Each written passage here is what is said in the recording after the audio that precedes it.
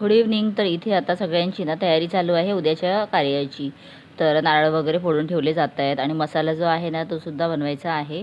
तर गरम मसाला जो आहे ना तो अशा प्रकारे आम्ही घरी बनवतो, पण मध्येच मला आईने सांगितलं की तिला एक पर्स घ्यायची आहे. तर त्यासाठी आम्ही आलेलो आहोत कल्याण मार्केटला. तर मी, अपूर्वा आणि माझी नणंदसुद्धा आलेली आहे. तर आईला पर्स बघत आम्ही सगळीकडे फिरलो. त्यानंतर मग अपूर्वाने सांगितलं की दुसरे ऑपोजिट लेनला ना पर्स घेऊन उभे असतात. मग आम्ही तिथे आलो.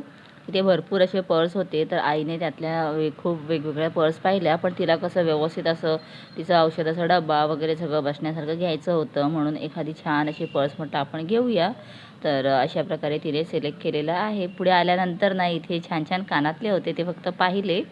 आणि शिवाजी चौक जो आहे कल्याणमध्ये राहणाऱ्यांना माहीतच असेल. पुढे आल्यानंतर आम्हाला स्वामींचं दर्शन झालं छान एकदम. त्यानंतर उसाचा रस घ्यायला बसलो, पण उसाचा रस अगदी पाणीपच होता, पण तोच आम्ही घेतला आणि निघालो. बाय.